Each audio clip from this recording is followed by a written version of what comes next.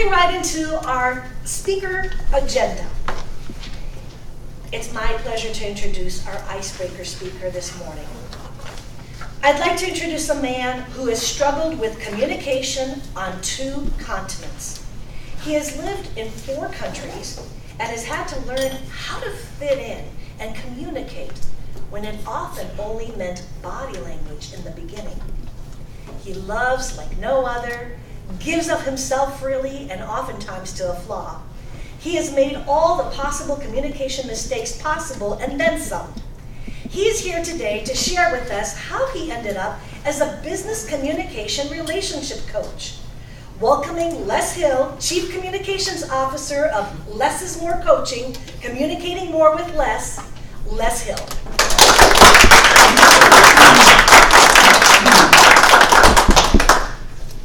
Good morning, fellow Toastmasters. How are you this morning? Oh, good. No? Good. Good.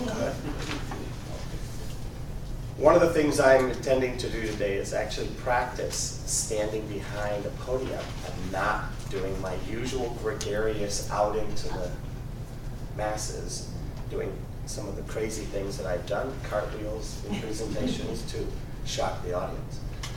Today my intent is to leave the communication of my speech be the thing that has the shock value and not my physical presence. And also, as you can hear, I'm having a little sinus issue.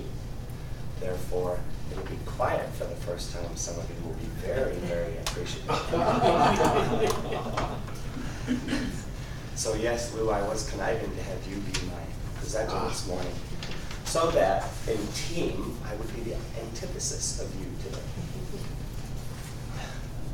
I'm not exactly sure if that's a compliment. Always think about The cup is always half full, my friend. Amen.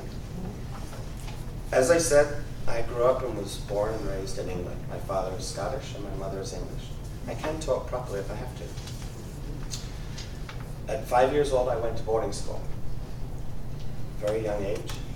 It was young even for the boarding school. And one of the ways that I fit in was to become a bully. And I would break rules. I would break rules by going off the property into the haunted house that we were never supposed to go visit. I would do everything and anything I could to stir up a ruckus. I was lucky. I was one of those people that could listen to a teacher, be able to take notes, do well, get B's, high B's or A's on tests or the equivalent thereof in England, and then go be disruptive with the disruptive people in the back that didn't want to do their homework. So I had people to play with. It was great. My parents got divorced when I was 7. My father moved to Belgium, remarried, my mother remarried, and I had a little baby daughter. Well, I didn't like the way that communication went in the family. I didn't want another boss. I had one, that's my dad. My stepdad didn't get to boss me around. Besides, he was a stranger to me, and now there's a new kid in the house. And that's where all the attention seemed to go. So I became very rebellious, and had been. What I've neglected to remind you of is I got kicked out of the boarding school because of my disruptive behavior. I was then sent to a private school, a day school, where I get dropped off in the morning. And I got booted out of that.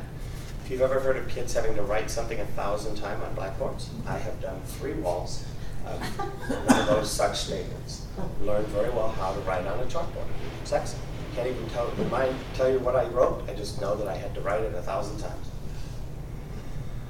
So in England at that age, at 7 years old, the next place is public school. At public school I was about to get kicked out, so my mom kicked me out of home and sent me to live with my dad, where I joined my dad and my stepmom in Belgium, and then moved to France to start the school year. And once again, it was a language thing. How do I fit in? So for me, body language was very, very, very, very important. It was acceptance, meant somebody would look at me openly, be towards me. Non-acceptance was talking to people with their back or their side to me. And I learned that, especially since I didn't speak French. One of the earliest memories I have is coming home crying, and my stepmom dried off my tears, turned me around, and gave me a push back to go play with the French friends again. So in 3 years, I learned to speak fluent French, which has been great. benefit for me. Moving forward, when I came to the US to try and fit in, I wanted to speak American. What happens when you take English and try to speak American? You develop a lisp because you get lazy in your speech. T's become D's. Very bizarre journey. So I did speech therapy 7th through 9th grade. Learned how to do American at school and English at home on a Revox, reel-to-reel with a microphone, for some those of you that are old enough to remember that. I did sales door-to-door. At college, with 1 quarter left, I did a training with a gentleman who said, go sell copiers, go sell people, then pick what you want to do. You don't even need this degree. Okay, so I dropped out of school, turned down my commission, and walked away from my degree at college, and finished my 5 years in the military, where, by the way, part of the communication is stand and listen. That's it. Stand, listen. It's very good. I pushed more push-ups in the first 2 weeks than anybody else because I didn't like to listen. I went to Landmark Education, 20 to 30 hours a week, fell in love with the training and development. It was all about personal training and development, how to speak, how to listen, how to learn, how to be in another person's world, how to really communicate with body language. It's a very powerful opportunity. Then from there, went into a small company where I was the only white guy. It was a Hispanic company, so once again, don't speak, had to learn. So I cleaned a lot of toilets because I didn't care. I did that in the military. And they didn't want to, so the white guy got to clean up. It's a good deal. Became very fun with them. As some of you already know, and this is going to kind of jump because of the time, I've been married 4 times. Currently married to the most amazing miracle I ever had. But after the 3rd wife, I said, that's it, I'm done. I'm done because I don't know how to communicate. So this time it took me 2 years to find and do it all the right way. Why do I love to speak on communication? I have lots of fun little stories. My job is to continue to invite people to listen, speak differently, their body language, be present, and be in another person's world. I want to thank you for your time and attention today.